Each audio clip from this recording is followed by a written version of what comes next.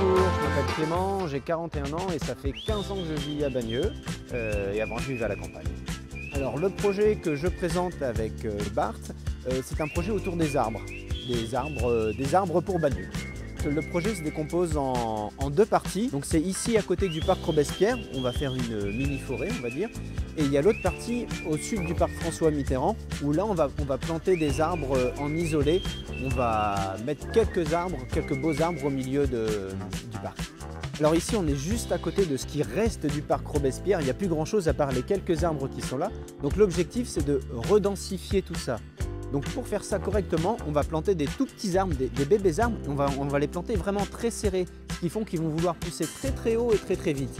Et en très peu de temps, on va obtenir une forêt qui aurait mis 30 ans à exister naturellement. On ne détruit pas ce qui existe, on fait avec ce qui existe, on respecte le voisinage, on fait un petit chemin pour les écoliers. Bref, on va faire un endroit super sympa. Ensuite, pour la zone du parc, on a déjà un parc qui existe et qui est bien aménagé, qui est joli. Donc là, on va travailler avec les espaces verts de la mairie et on va choisir les bons arbres pour les mettre aux bons endroits.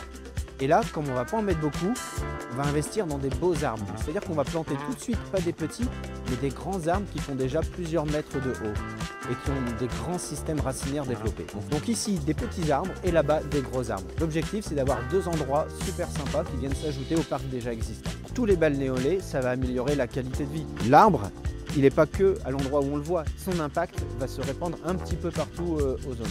Et donc là, on est sur du foncier, sur un terrain qui appartient à la mairie.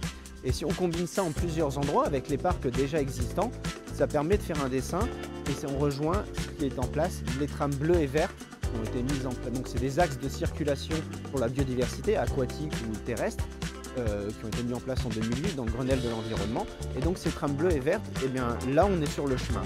Et ces petites zones réservées, protégées, mais pas interdites au public, parce qu'on va pouvoir y venir, ça permet de faire des oasis et des axes, des repères pour tous les animaux. Donc on a déjà des renards qui se baladent dans la zone.